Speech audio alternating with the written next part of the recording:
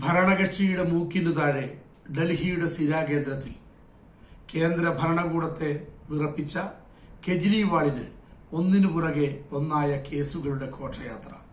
കെജ്രിവാളിനെ സ്ഥിരമായി ജയിലിൽ പാർപ്പിക്കാനുള്ള ഭരണകൂട തന്ത്രമല്ലേ ഇവിടെ നടക്കുന്നത് എന്ന് രാജ്യത്തെ നിഷ്പക്ഷ നിരീക്ഷകർ ഉറ്റുനോക്കുകയാണ്.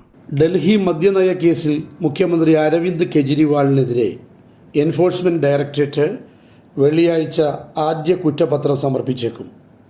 മദ്യനയ അഴിമതിയുടെ മുഖ്യ സൂത്രധാരൻ കെജ്രിവാളാണെന്ന് ആരോപിച്ചുള്ള കുറ്റപത്രമാകും ഡൽഹി റൌസ് അവന്യൂ കോടതിയിലെ പ്രത്യേക ജഡ്ജി മുമ്പാകെ സമർപ്പിക്കപ്പെടുക.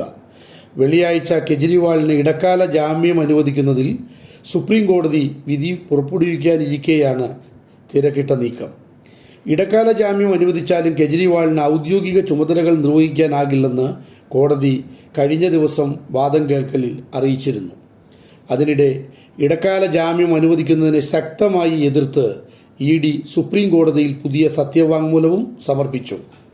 തെരഞ്ഞെടുപ്പ് നടക്കുന്നെന്ന ഒറ്റ കാരണത്താൽ ജാമ്യം അനുവദിക്കുന്നത് തെറ്റായ കീഴ്വഴക്കമുണ്ടാക്കുമെന്ന് ED ഡെപ്യൂട്ടി ഡയറക്ടർ ഭാനുപ്രിയ സമർപ്പിച്ച സത്യവാങ്മൂലത്തിൽ ആവർത്തിച്ചു.